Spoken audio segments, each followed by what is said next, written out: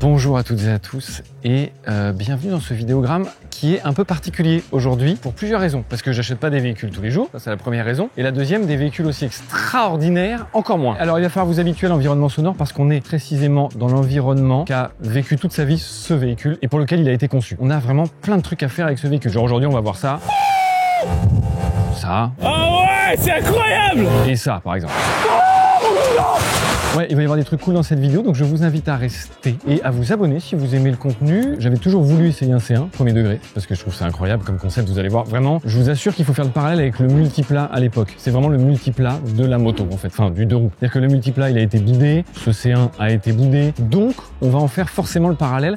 Comme vous l'avez lu, probablement dans le titre, je l'ai acheté. Trouver personne qui pouvait me le faire essayer, exactement comme le multiplat à l'époque. C'est pour ça qu'on avait pété un boulon et qu'on l'avait acheté. Donc en fait, je me décide de faire pareil et on verra là où ça nous mènera. J'ai des petites idées de trucs à faire avec. Et d'ailleurs, n'hésitez pas à donner vos idées en commentaire parce que je les lis et que ça m'intéresse. Parce qu'en vrai, ça se trouve, vous avez des super idées folles qui vont nous permettre de rendre ce C1 le plus beau C1 du monde, par exemple. Ou le C1 du monde le plus puissant. Je vous présente le C1 de BMW.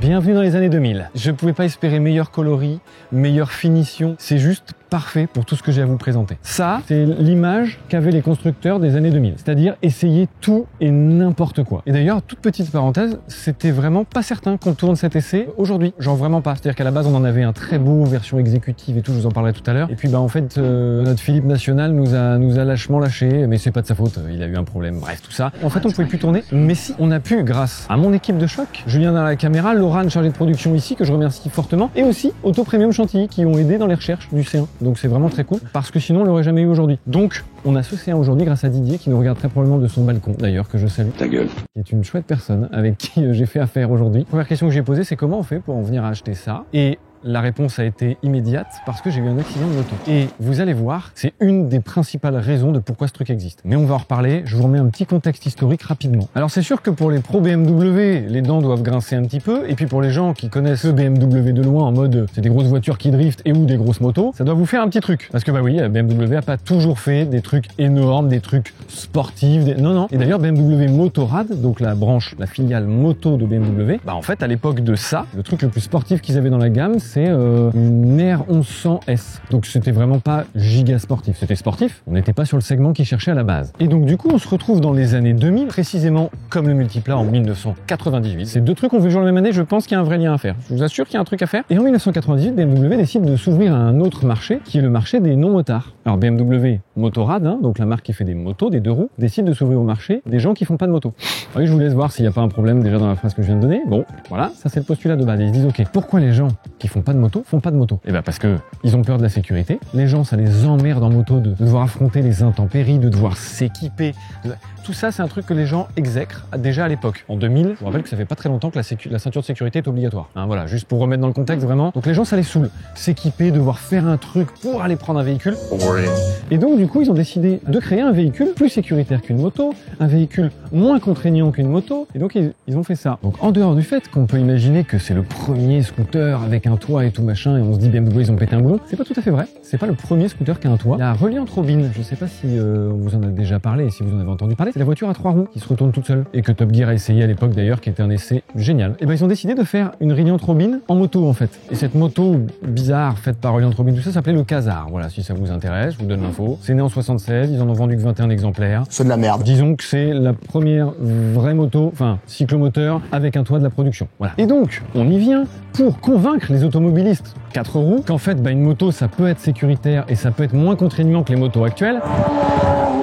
Genre que ça. Et donc, on se retrouve avec Ça, c'est la première réponse de BMW à la première problématique qui est les intempéries et la météo, c'est chiant en moto. Et ben, eux, ils te disent, et ben voilà un toit, mon copain. Avec évidemment pléthore d'options. Ça, c'est en option. Les petits déflecteurs devant, c'est en option. Attention, on a ici un bon milieu de gamme qui était le plus vendu, finalement. Donc, c'est très démonstratif de ce que les gens avaient à l'époque. Ça, c'est une option. Le déflecteur de pluie pour que toi, sur tes petits pieds là, ne vienne pas la pluie et que tu puisses le prendre parmi tout temps. Et la deuxième plus grosse contrainte qui gênait a priori les utilisateurs de voitures qui ne veulent pas passer à la moto, c'est l'équipement. Alors, il est vrai, s'il y a des motards parmi vous, vous le savez, en hiver, globalement, le temps que tu gagnes à prendre ta moto sur le trajet, tu le perds à t'équiper et à te déséquiper. Et il faut le faire, hein, continuer, il faut s'équiper, mais on est tous d'accord, ça fait chier tout le monde. Mais du coup, ils se sont dit, ok, comment on fait pour répondre à ces gens qui ne veulent pas passer à de l'équipement? Bah, on va l'homologuer comme une voiture. On lui met des ceintures de sécurité, un toit, comme ça c'est une voiture. Et tu n'es pas obligé d'avoir de casque, du coup, dans un C1 BMW, c'est le seul et unique modèle de 2 roues homologué en France, avec qui tu peux rouler sans casque. Genre, c'est autorisé. Alors, les gants, faudrait que je me renseigne, parce que pour le C1, c'était pas obligatoire à l'époque. Et vu que maintenant, pour les motos, c'est parfaitement obligatoire et c'est très bien comme ça, je me demande, en tout cas, moi j'en mettrai. Et la troisième chose, c'est sécuritaire, que je vous montrerai plus tard dans la vidéo.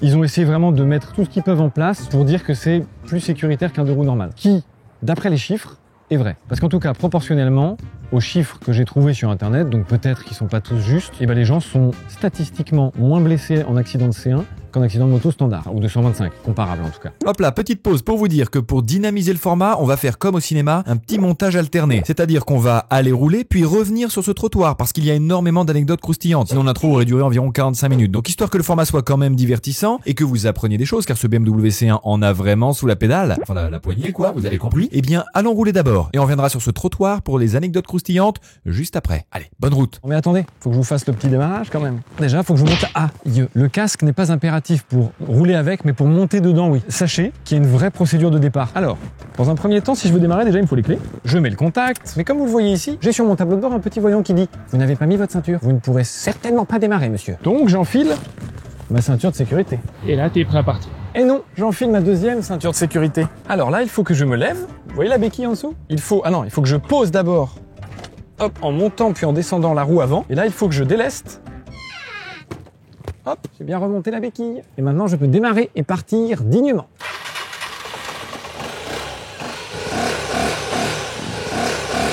Impressionné par le Gamos? Alors ça, c'est une option qui existait à l'époque, mais celle-là n'est pas d'origine. Normalement, il était là, le porte GPS. Mais en fait, là, c'est Didier qui nous a mis un porte-téléphone, ce que je trouve super parce que ça va m'être très pratique pour le retour. Encore une fois, merci Didier.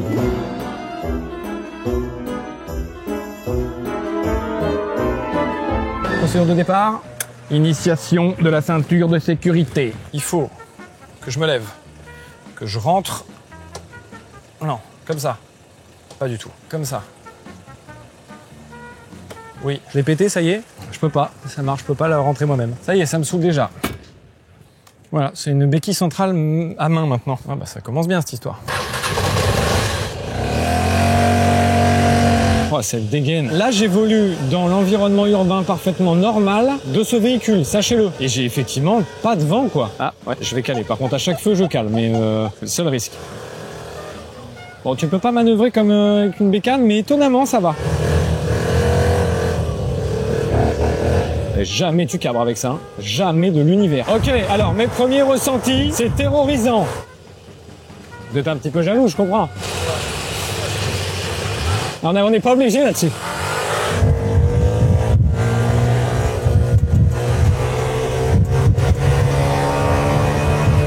Je suis poigné dans l'angle, c'est le seul problème. Alors, pour ceux qui le savent, peut-être, BMW, c'est une marque qui a toujours cherché à se surpasser technologiquement et à vraiment toujours améliorer l'expérience utilisateur. Leur objectif à eux, c'est vraiment d'être un petit peu dans le milieu haut de gamme et de vraiment performer quand ils sortent quelque chose. Ils ont pris ce marché et ils ont essayé d'en faire quelque chose à leur image. Je ne sais pas si vous le savez, mais du coup, BMW, c'est un grand groupe qui a plein de filiales et notamment la filiale moto, comme je vous en ai parlé. Et cette filiale moto, il faut savoir que parfois, elle discute bien avec BMW voiture et parfois pas du tout. Je vous donne un exemple très concret actuellement. L'Apple CarPlay, BMW voiture, ça fait longtemps. Genre, c'est un des précurseurs de l'Apple CarPlay sans fil dans les voitures. Pourquoi aucune de vos putains de motos ne possède un Apple CarPlay, s'il vous plaît? Genre, la K16, à quasiment 45 000 € la moto, ne possède pas d'Apple CarPlay. Alors, même filaire d'ailleurs, hein. Là, je parle même pas de sans fil. Je vous en supplie, discutez entre vous. Visiblement, c'est quelque chose qui s'est perdu, puisqu'à l'époque, ils savaient discuter. Pourquoi? À l'époque, on vous en a déjà parlé dans Villebrequin avec pas mal de marques qui ont dû faire ça, et notamment Aston Martin avec la Signet. Il y avait des normes, et des normes de pollution qui s'appliquaient au groupe entier, c'est-à-dire que selon tous les véhicules que tu produisais, il faisait une moyenne de ton taux de CO2 et tu étais taxé dessus. Et il s'avère que du coup, quand tu produis des gros véhicules comme BMW avec des grosses motorisations, etc., bah, tu pollues plus qu'un autre groupe. C'est logique. Et bah eux, ils ont trouvé une astuce, ils se sont dit, ok, bon, on a déjà quelques plus petits véhicules qui nous permettent d'équilibrer un petit peu, mais pas parfaitement. Donc on va jouer de quoi? De la gamme scooter. Et on va créer le scooter qui polluera le moins du monde. Comme ça, on va réussir à tirer vers le bas notre taux de CO2 global sur le groupe. Et ça a marché. Dans les années 2000, il n'y avait pas moins polluant en deux roues que ce 125 C1 BMW. Il a duré 3 ans parce qu'effectivement, en 2003, globalement, la législation interdit de mettre les motos et les voitures pour faire la moyenne de CO2. Donc en fait, ils se disaient, bah du coup, ça nous sert plus à rien en fait. Donc du coup, bah ça dégage. Ça, c'est une des raisons officielles. Je pense qu'il y a une des raisons officieuses qui est que vous allez voir la gueule que l'utilisateur de BMW a quand t'es dedans. Je suis pas certain que c'est ce qu'il voulait à l'époque donner comme image. Hein. Bon, il faut savoir que du coup, durant ces 3 ans de vie seulement, il y a quand même plus de 34 000 exemplaires qui ont été vendus. Hein. En vrai, c'est pas dégueulasse. Il faut savoir, pour vous remettre dans le contexte, que dans les années 2000, BMW vendait à peu près 80 000 motos par an. Donc en vrai, c'est un peu un échec, oui. Mais 34 000 motos, ça là, 34 000 ça en 3 ans, c'est pas dégueulasse. Hop là! Alors, il y a 2 choses qui me terrorisent. Le fait que je n'ai absolument pas de puissance, sincèrement, c'est terrorisant. Parce que pour s'insérer et tout machin, pour pouvoir esquiver des trucs, bah moi j'ai l'habitude de jouer un petit peu de l'accélérateur. Là, je peux pas. Et la deuxième chose, c'est que quelqu'un d'autre conduit mon Range. Dans Paris, je les aime très fort, mais j'ai quand même peur. Alors l'avantage, parce qu'il faut en trouver, hein, c'est qu'effectivement, je ne risque pas de me faire flasher.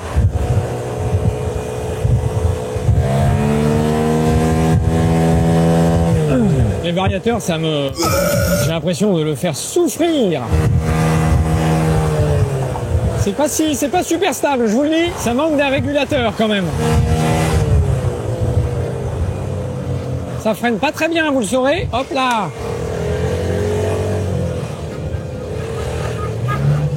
Alors, les warnings sont placés très loin, ce qui est pas très rassurant quand tu dois les mettre en urgence. Alors il y a aussi un problème en particulier, c'est les angles morts que ça te crée, ces arches à la con là. Alors c'est super d'avoir un pare-brise, le problème c'est que du coup bah c'est comme une voiture, sauf que là j'en ai besoin, vraiment, encore plus que dans une voiture quoi. J'ai besoin de voir là, et je vois pas là et là, je suis obligé tout le temps... Tu vois, gesticuler. Oh là, putain, j'avais les pieds coincés dans l'habitacle. Ça aussi, c'est dangereux, je vous le dis. En fait, effectivement, en termes de sécurité, leur principale mesure, après les ceintures de sécurité, c'est les bumpers d'épaule. Ces petites pièces que vous voyez de part et d'autre, là. En fait, il faut le savoir, sur le marché de l'occasion, vous trouvez 9 C1 sur 10 avec les bumpers pétés. Et il y a une raison à ça. C'est pas forcément que les mecs tombent avec. Non, non. C'est qu'en fait, ces 2 trucs-là, c'est les 2 trucs les plus larges du scooter. Ce qui est normal, puisque l'objectif, c'est que si tu tombes, bah, ça soit pas tes épaules, ni tes coudes qui prennent. Et a priori ça marche, hein. C'est juste que bah du coup c'est plus large que tout le reste de la moto. Donc beaucoup de scooteristes se disent que si les rétros passent, tout passe. Non. Je vous présente le 125 cm3 à variateur. C'est Rotax qui s'occupe en grande partie du moteur finalement. Hein. C'est juste à variateur, ça fait 15 chevaux. On n'est pas sur le foudre de guerre, hein, mais sachez qu'il existait aussi en 200 cm3 qui faisait 18 chevaux. Surtout que le 200 cm3 est bridé pour être à la même vitesse de pointe que le 125. Pourquoi faire 112 km/h au maximum, quoi qu'il arrive. Donc pour rester sur le moteur, écoutez, c'est rien de bien compliqué, sauf que c'est foutu dans tout ce merdier. Donc en fait, ça a rendu l'ingénierie un peu plus complexe que prévu, qui rend du coup l'entretien plus cher que prévu. Ce qui du coup pour les propriétaires de C1 bah, est un peu chiant. Bonjour, je suis un nouveau propriétaire de C1 maintenant et il tient pas bien le ralenti. Mais sachez que c'était une bonne affaire. Le rat. Est-ce que je vous ai pas dit? C'est peut-être dans le titre parce que c'est giga putaclic et en même temps c'est juste vrai. À l'époque, c'était techniquement le bloc le plus performant de BMW Motorrad. C'est juste qu'en fait, on calcule la performance finalement d'un bloc, l'efficience d'un bloc aussi, par une donnée qui est importante, c'est les chevaux par litre de cylindrée. Tout ça pour vous dire qu'on se retrouve avec 120 chevaux au litre sur ce merveilleux véhicule. À savoir que leur moto la plus puissante à l'époque, celle dont je vous ai parlé tout à l'heure, la R1100S, faisait 98 chevaux. C'était la plus puissante qu'ils avaient. Voilà, donc j'ai le plus puissant BMW des 2000. Je me rassure comme je peux, Julien, je viens d'acheter ça. Et en fait, il y a un moment, il faut que je trouve des raisons. Alors déjà, tout le châssis est en alu, et ça c'est novateur pour l'époque, donc c'est léger, et Dieu soit loué, parce que avec le porte-à-faux en haut du poids, heureusement que c'est pas de l'acier, que c'est pas très lourd, parce que sinon, déjà que là c'est chiant. Mais autour de ce cadre, toute la carrosserie, elle est faite chez Bertone. Alors oui, très rapide point sur Bertone pour ceux qui ne savent pas qui est Bertone. À l'époque, les voitures, comme on l'a déjà expliqué plusieurs fois dans Villebrequin, on te livrait une base et en fait la carrosserie tu la faisais faire ailleurs. Et Bertone faisait partie de ces carrossiers comme peut-être Pininfarina que vous connaissez peut-être mieux que Bertone, qui faisait finalement des carrosseries de voitures sur mesure. En fait, tu choisissais et donc après, évidemment, ils se sont reconvertis dans la carrosserie tout court pour des marques de prestige. Il y avait un cabinet de designers qui ont dessiné plein de belles voitures et Bertone a notamment dessiné la Lamborghini Miura. Rien que ça, ce trait magnifique que je trouve de la Lamborghini Miura a fait ça. On voit l'inspi. Hein. Bah alors ouais, je crois qu'on la voit. Attends, sur la Torx là, peut-être. Ouais, ah oui, ici. Ouais, t'as raison. Ok. Peut-être le feu. Sachez que Bertone, c'est aussi la Ferrari 250 GT, c'est aussi la DB4 GT d'Aston Martin. C'est quelques dessins pas dégueulasses, mais ça, Qu'est-ce qui vous... Comment ça, mon ref? Non, en vrai de vrai, la vraie histoire, c'est que normalement, Burton ne faisait que la création de la carrosserie. Je crois pas que ce soit eux qui aient dessiné. Dieu soit loué. Après, ils ont accepté, merde. Allez, normalement, c'est là où on pose le genou.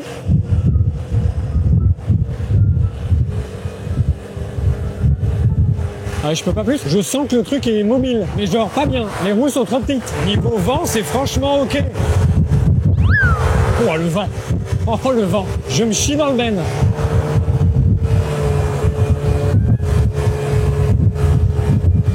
Je peux pas boire. J'ai soif.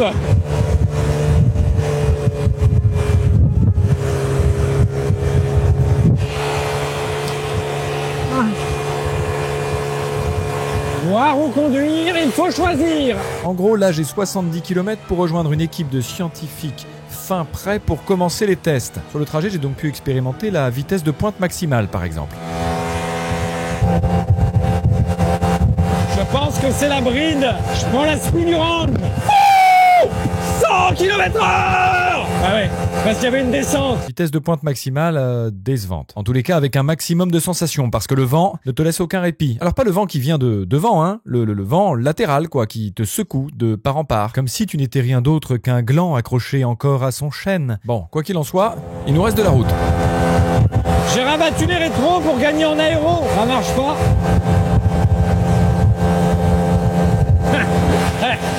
C'est folle. Mais bon, on y arrive. Mais bon, oh, ça fait peur, hein. Oh putain. Oh putain de merde.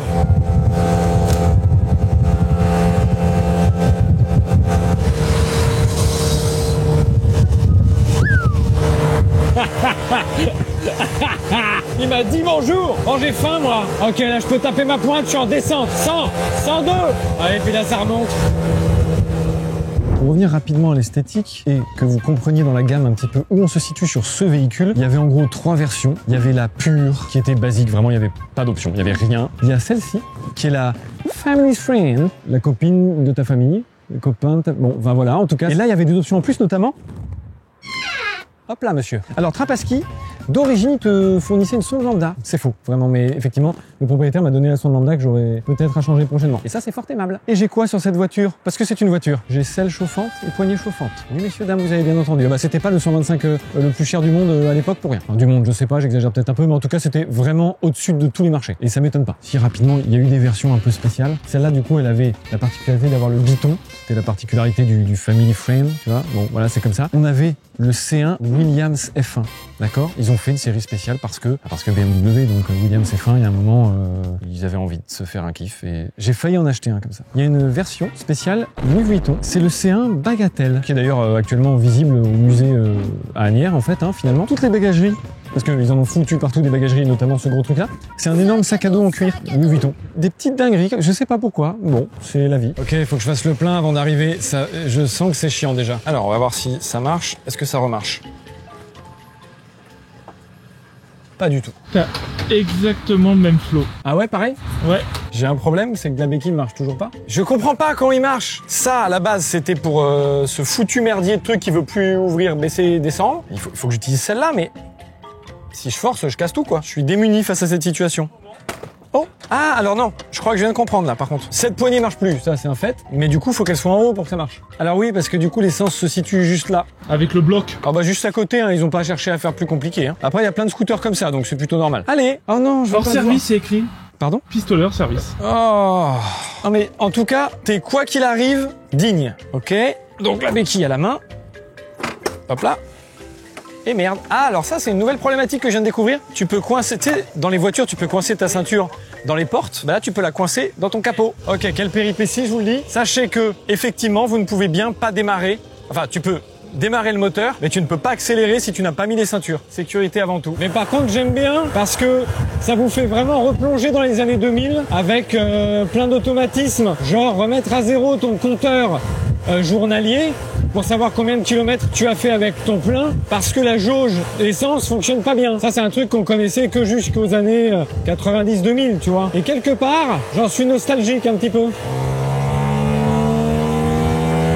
Check.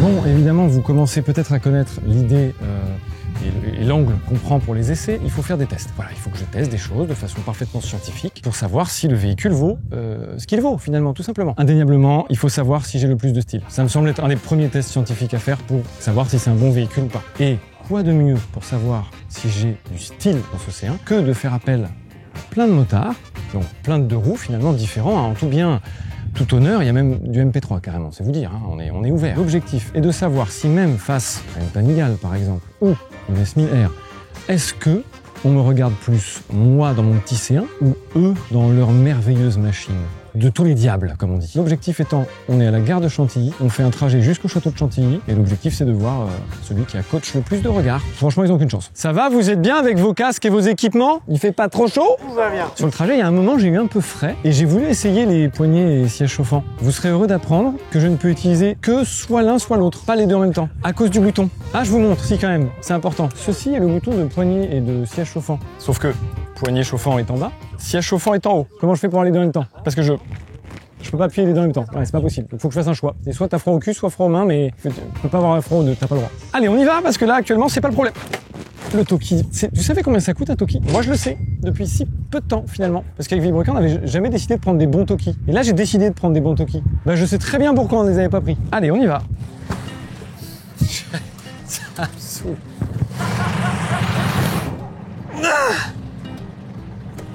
Ouais.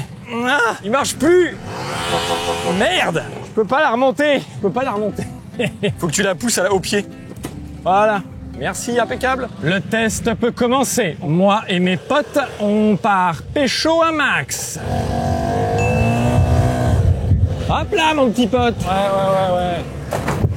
Oh, enculé! Oh, j'ai perdu une vertèbre. Alors, ce qui est intéressant à savoir aussi, c'est qu'il y a pas mal de petites infos qui te permettent de comprendre que tu n'es pas vraiment sur un deux roues. Par exemple, ils ont décidé que le compteur des kilomètres n'allait que jusqu'à 99 999 km. Et oui, c'est comme ça, c'est la vie. Ils ont décidé que c'était finalement pas nécessaire, puisqu'en deux roues, a priori, tu ne roules pas autant qu'en quatre roues. Alors plein d'entre vous vont me dire, si, moi je roule beaucoup. En règle générale, on roule quand même moins avec son deux roues qu'avec son quatre roues. Mais sur cette voiture, ils ont bien décidé que c'était un deux roues. C'est bizarre parce que ils voulaient tout faire comme si c'était une voiture, et à la fois, ils mettent quand même des rappels que c'est pas une voiture. Beaucoup de ces modèles-là sont passés à plus de 150 000 km, sauf que du coup, bah, le compteur, il affiche juste 99 999.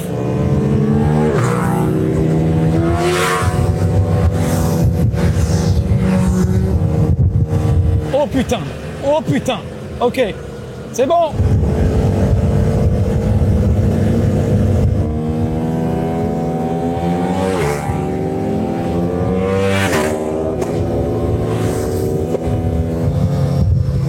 C'est cool parce que j'ai l'impression que c'est mon moteur qui fait ce bruit, alors que non.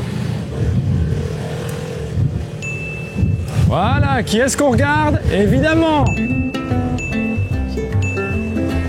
Regardez l'élégance, regarde, ben voilà, vous êtes tous jaloux. Retournez-vous, monsieur, retournez-vous, regardez ce que vous venez de rater, vous venez de rater une merveille. Eh oui, monsieur Dame, bonjour. J'ai tout le monde, le capital sympathie de ce véhicule est égal à 100 sur 100. C'est vrai que je vous ai pas donné d'échelle, mais c'est, parce que 100 sur 1000, c'est vrai que c'est pas bien, mais 100 sur 100, c'est pas mal. Parce que le fait de ne pas avoir de casque te permet d'avoir un vrai eye contact et d'avoir finalement une sympathie. Quelqu'un met un visage, tu vois, alors qu'une moto, c'est très impersonnel. On a un casque, tu vois, carrément, qui nous différencie de la population. Alors que là, je suis comme vous, je suis comme tout le monde.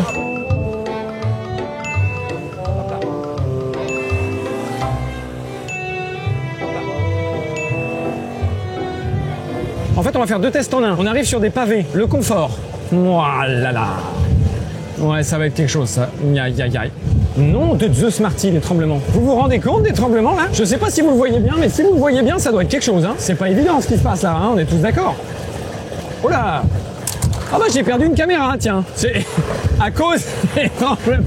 Et oui, le problème étant que je ne peux pas béquiller moi-même. Donc j'espère qu'un de nos collègues motards les a ramassés, sinon je suis foutu. Bonjour, moi je fais le V-motard, je m'en fous. Oh, il était bien celui-là. Voilà, regardez, qui gagne? Bonjour, bien sûr, enchanté. Oh, les tremblements. Oui, je te reçois fort et clair. T'as gagné au loto. Comment ça, mon ref? T'as gagné une amende tolérante. Là, maintenant, là, t'as gagné au loto, c'est vraiment transformé. C'était une bonne nouvelle, c'est devenu la pire nouvelle de la journée. Oui, je sais, oui. Je sais, c'est impressionnant, je sais. We are going to the parking à gauche. We are going to the parking à gauche. Et oui, alors je vous ai pas parlé de cette option. En fait, quand vous mettez les deux ceintures de sécurité, il y a un système de sécurité Alors, juste au c'est une milieu. option ou une feature plutôt? C'est pas une option, effectivement, c'est une feature, tout à fait. Attention. Hop là. Et vous êtes sauvé. Enfin, d'après BMW. Qu'est-ce qu'il est beau ce range, je sais pas à qui il est, mais vraiment, il est magnifique. Écoutez, moi je pense que c'est bien gentil d'avoir une Ducati. Maintenant, est-ce que c'est utilisable tous les jours? Est-ce que c'est utilisable comme moi? Je ne crois pas. Voilà, pour l'instant, j'ai gagné de très loin. Alors, il y a d'autres épreuves. On va remercier toutes ces petites, tous ces petits gens qui font bien plaisir d'être venus. D'ailleurs, vous voyez, si vous étiez sur Instagram, vous auriez pu participer à toute cette petite... j'ai pas les mots. Ça manque de fun une entrevue. Ce rasso incroyable. Ouais, je suis d'accord. Test suivant. Hop là. Check.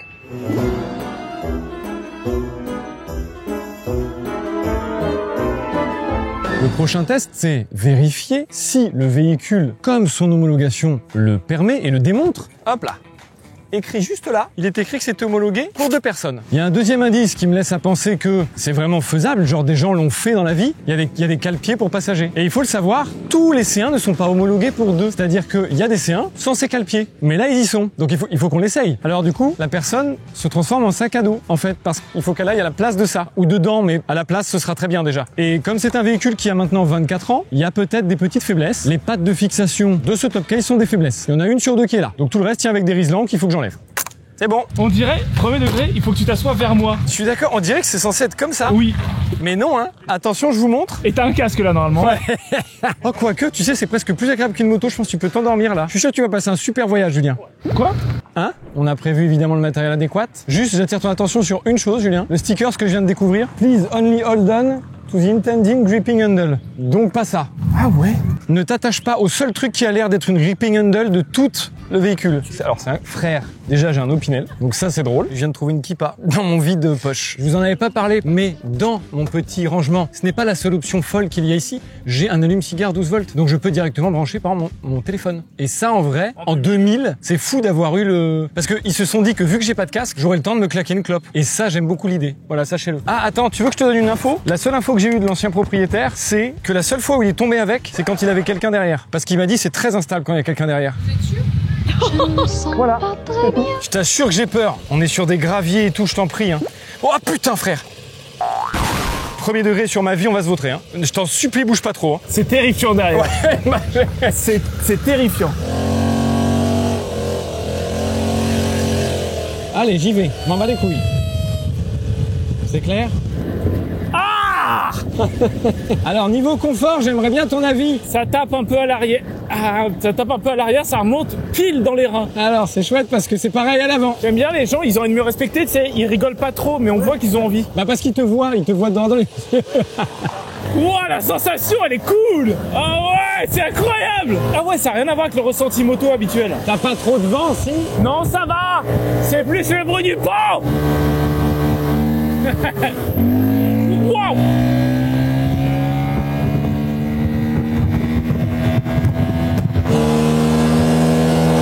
Prochaine ligne droite, là, je vais tenter une pause aérodynamique. En fait, ce que je vous ai pas expliqué, c'est qu'avec cette option de deuxième passager, tu peux activer le DRS. C'est exactement comme sur la dernière GT3 RS. Ça fait pas peur du tout. DRS activé. L'air passe parfaitement sur moi. Je sens que je suis en train de fusionner avec le scooter. Ça marche pas.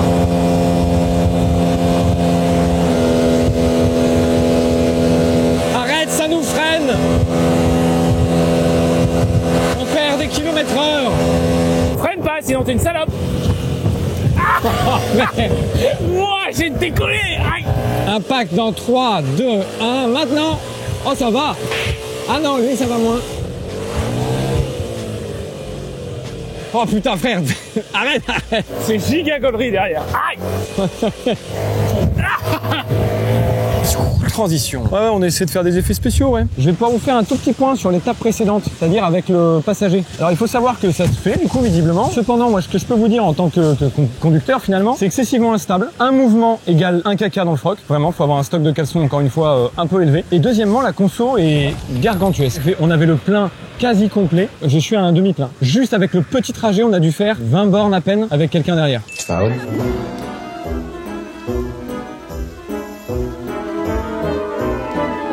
Alors, on a encore des petites choses à tester, et notamment une, en fait, tout simplement, c'est la dernière, les intempéries. Est-ce que vraiment, quand tu es à l'intérieur de ce truc-là, tu es abrité? Il pleut normalement tout le temps, là il fait beau, donc je vais pas m'en plaindre, mais du coup, il faut qu'on improvise.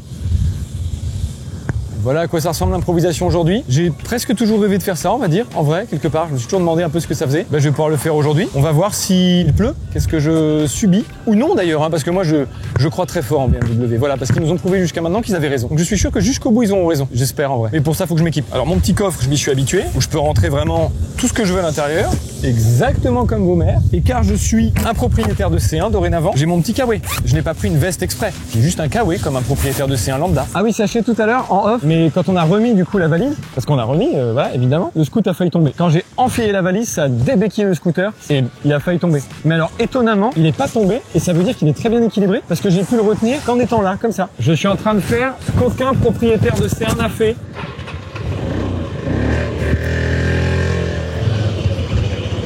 Alors ce qui est marrant, c'est que là, il y a vraiment marqué « Avancez votre véhicule ». Donc à mon avis, il n'a même pas détecté le véhicule. Attends, si je me mets en emplacement. Ah, ça avait marché, mais il faut que tu sautes, ouais. Saute. Bon, il va falloir que je cours.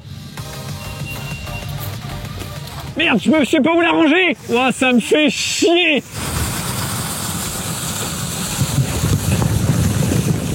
Ah, ça me saoule. Qu'est-ce que je fais de ma vie? Oh, le bâtard! Oh, le bâtard! Wow! Oh, la tempête! Oh, la tempête force 12!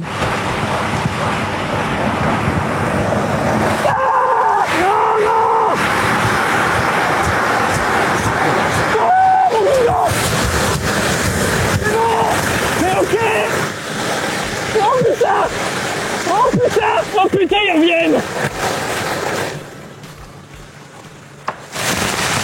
C'est bon? Arrêtez! Oh, ah!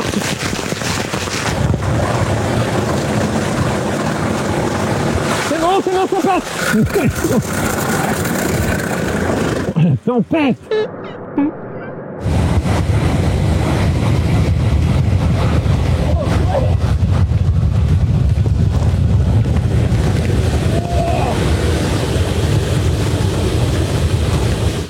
C'est bon, c'était un agréable moment.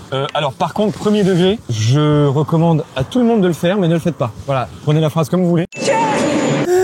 C'est bon, je suis changé pour pouvoir vous faire cette outro de façon plus décente et sans choper un rhume. J'ai quelques petits trucs quand même à vous dire sur l'outro. J'ai appris à maîtriser la bête et j'ai appris à l'aimer en vrai. Premier degré, comme je le disais à un moment dans l'essai, c'est un peu comme le multiplat, c'est-à-dire que tout le monde l'a détesté ce truc, tout le monde le trouve ignoble, c'est effectivement le truc le plus moche que j'ai jamais vu rouler en deux roues, mais en vrai ça a du sens quoi. C'est vraiment le symptôme des années 2000 pour moi, comme le multiplat. C'est-à-dire que ce qui était un échec dans les années 2000 est en fait finalement qu'une réussite arrivée trop tôt. C'est vraiment cool. Premier degré. J'essaie de trouver, il y a ça 1 milliard de défauts, hein. C'est objectivement pas très bien, mais du coup subjectivement mon avis perso c'est que c'est pas si mal en vrai. Évidemment tu prends pas des pointes, tu prends pas des vitesses folles, tu peux pas faire grand chose, même s'il y a des gens qui font des trucs avec. Alors j'ai pas vu de wheeling, c'est vraiment un objectif que j'aimerais me fixer. Déjà j'aimerais apprendre à faire des wheelings et ensuite je voudrais trouver une solution genre. Je suis sûr qu'en vrai en binôme, tu sais en équipe ou avec le top case tu charges un max ici et tout, je suis sûr que tu peux faire un wheeling. Genre je sais que je vais l'utiliser dans ma vie pour aller genre chercher le pain etc. Je vais aller faire des courses avec premier degré parce que ça consomme rien, parce que c'est pratique, parce que quand t'es pressé tu mets pas ton équipement et juste pour aller à 3 km c'est génial. Vraiment quand il fait beau comme ça c'est un bonheur. Alors quand il pleut, on en reparlera. Même si du coup, je suis sûr que c'est quand même mieux que la moto, du coup. Pour faire les petits trajets, je suis sûr que c'est mieux que la moto. J'ai pas compris, t'as dit quoi? J'ai pas peur de le dire, en fait, je crois. D'ailleurs, parmi les gens qui savent utiliser cet engin mieux que moi, il y a Jean-Pierre Goy. Je sais pas si vous connaissez. C'est le cascadeur qui est le cascadeur doublure de James Bond. Et il sait faire des stoppies avec ça. Faut être énervé parce qu'il y a tout le poids derrière. Hein. Donc je comprends pas. Je sais toujours pas comment il a fait. Mais je vais me lancer le défi, hein. Je vous le dis. Hein. Et du coup, pour vous démontrer par l'ultime preuve que finalement, c'est pas tant de la merde que ça, BMW veulent en ressortir. Pardon? Alors, c'est pas tout à fait officiel. Des petits malins sont allés chercher sur internet, ont découvert qu'ils avaient déposé un brevet qui n'est autre que à peu près le même concept de toit qui va se mettre en fait sur le scooter qu'ils ont déjà qui s'appelle le C-Evolution. Et du coup ça donnerait vraiment la même chose en électrique, mais ce serait la même chose quoi. Et en plus en vrai, pour un deux roues, c'est dans les prix ok quoi. Tu peux en trouver à moins de 2000 €. Alors je voulais quelques options. Donc en vrai, oui effectivement, je me suis fait plaisir, oui, je l'avoue. Il me manque une option d'ailleurs qui me fait mal au cœur de pas l'avoir et je vais essayer de trouver des pièces détachées d'ailleurs. Sait-on jamais si parmi vous, il y en a qui en ont. Hein. Je veux les enceintes. Parce qu'il y avait un système avec 2 enceintes ici où tu pouvais brancher ton téléphone et juste écouter dans les années 2000. Ils savaient se projeter quand même BMW. En vrai, c'est cool. Donc, trêve de plaisanterie, ce truc, je commence à en devenir doucement fan. Des proportions, mais je commence à bien aimer en vrai. Donc, il va très probablement revenir sur la chaîne parce que là, tout en roulant, en fait, j'avais plein d'idées. Je me suis fixé ces objectifs. Je veux qu'il fasse un wheeling un jour. Je veux que ses cale-pieds y frottent. Je veux absolument tester la chute avec ça. Genre dedans et chuter. Je veux savoir si vraiment ça vaut le coup ou pas. L'extrait nous montre que oui, je veux le vérifier moi-même. Et évidemment, je veux le tuner un max, je veux le rendre beau, je veux lui faire un covering. Dites-moi en commentaire un peu là, donnez-moi des idées de covering fou. Moi, j'ai envie de le faire doré, mais en même temps, c'est déjà vu. Donc si vous avez des idées folles, je vous lirai en commentaire. N'hésitez pas. En MP sur Insta, je les lis aussi et j'y réponds. Donc si vous voulez rejoindre Instagram, ça fait plaisir. Si vous avez aimé ce contenu, n'hésitez pas à vous abonner à la chaîne YouTube parce que c'est comme ça que ça soutient l'aventure. Et puis pour conclure, je dirais qu'en vrai, chez BMW, j'ai finalement le plus petit. En tout cas, j'ai un 125 de chez BMW, quoi. Et j'ai aussi finalement le plus gros. Enfin, en nombre de cylindres en tout cas. J'ai 6 cylindres. Il n'y a pas plus chez BMW en moto a priori. Et je commence à avoir une belle collection, non? Donc merci beaucoup et puis à très vite.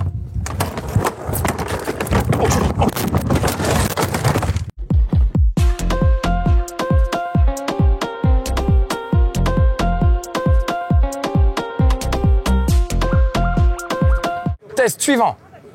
Hop là. Hop là. Aïe, attention. Ah oui, personne n'a jamais réussi à faire ce que tu viens de faire. Et tu l'as fait.